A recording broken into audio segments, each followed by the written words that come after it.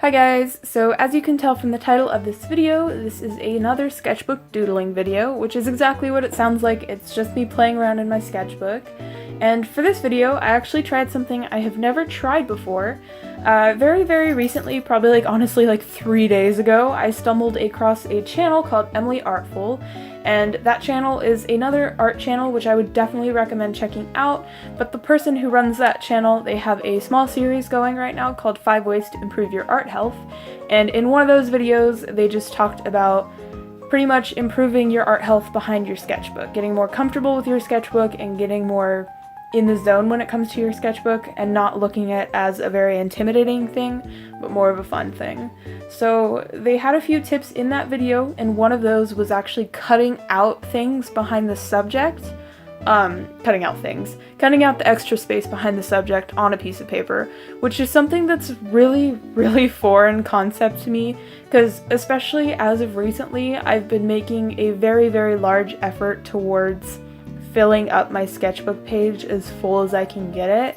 And so for me that pretty much means not having a large section of white space on any given page, whether it be the front or the back of the page. I've been trying really hard lately to make the sketchbook you're seeing me paint in right now look very nice. Not it doesn't have to be good art all the time, but I want it to look very full. And so cutting out paper seems like a cheat. That just feels like you're cheating to me. So if someone said this to me before, I'd be like, oh no, that feels like tainting my sketchbook almost. But after thinking about it for a little bit, I really liked the way hers looked, so I definitely wanted to give it a shot. And so for this piece in particular, you'll see later in the video at the very end, I actually cut out all the white space behind the character, and then on the page behind her, I actually went ahead and I painted a very simple, mind you, but a background nonetheless, which was a lot of fun. This feels very weird for me to do, to cut out paper in my sketchbook, because I feel bad even ripping out sheets if I draw and then erase and draw and erase a bunch of times, so the paper starts to wear down or just not be able to be erased anymore, I guess. But I went ahead and I did it anyway because it looked fun and it was a lot of fun. So I would really recommend this if you're looking for something new to do in your sketchbook, or if you just want something interesting to look at in your sketchbook. I mean, there's lots of things you can do to make your sketchbook interesting, but I feel like this is a really cool thing that not a lot of people do. The only time I have ever seen anything even remotely similar was I have seen one person, I don't remember who, it was a long time ago, but it was basically a character staring out a window, and they cut out the panels of the window, and on the piece behind it they did a sky sort of scene behind it, which looks really cool. But there's so many different things you can do with a concept like this that it would be a lot of fun to play with. So for my background piece, I did something really simple. Initially the plan was to kind of make it look like water ripples, but I don't really know how well I achieved that. I didn't have a reference picture, and I've only ever painted water ripples once, and it was very quick and simple, so it wasn't a super intricate process. But I just kind of wanted to give it a go because I really like the way it looks.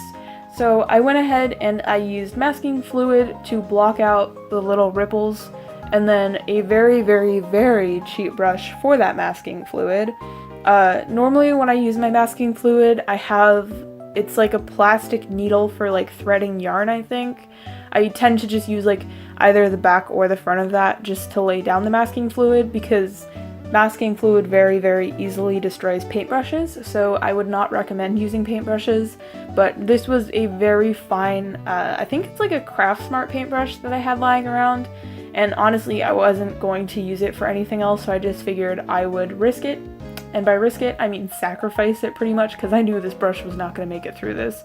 But actually, the masking fluid is not what ended up technically killing this brush. In the middle of making this video, more towards the end, but I was removing some of the masking fluid, and I was doing that in a very tasteful method of just grappling the bristles of the brush between paper towels and tugging at it, and so I ripped out the entire chunk of bristles on there. So that's a thing that happened, which I'm not even upset about, because I was ready to sacrifice this brush. I was not going to use it, so that's okay. I'm not upset about that.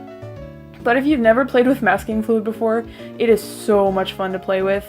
I haven't used it a whole lot, honestly, because I'm very impatient and I don't like to wait for it to dry because, like, I don't know, I'm impatient. Lord knows how I even managed to, like, successfully do watercolors because I really like working with, like, color pencils and Copic markers because you don't have to wait for anything to dry because that's the last thing I want to do. But if you're interested in using masking fluid, I would definitely recommend it. It's just a lot of fun to play with because there is the option of like using a white gel pen to get white to show up, but if you want to like lay down a light wash and then put masking fluid on and then lay down another wash, which is pretty much what I did to get like the water look, it's just really cool because you can have lighter colors that you don't have to worry about like painting around. That's what I'm sure you all know what masking fluid is. It's pretty much what it sounds like it is. Anyway, moving on.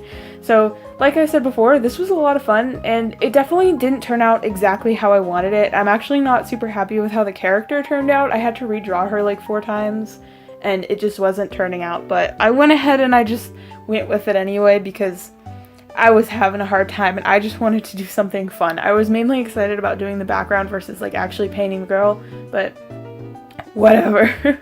But as a whole, I really like how this turns out. I think it's something that's very, very interesting to look at when you're flipping through a sketchbook, just because it's a cutout page and there's like a piece behind it that you can kind of see through it, and like the pieces in her hair where you can see like through them, like the little strands, like I hope you know what I'm talking about. The little pieces you can see through, little cutouts in their hair. I think that looks super cool.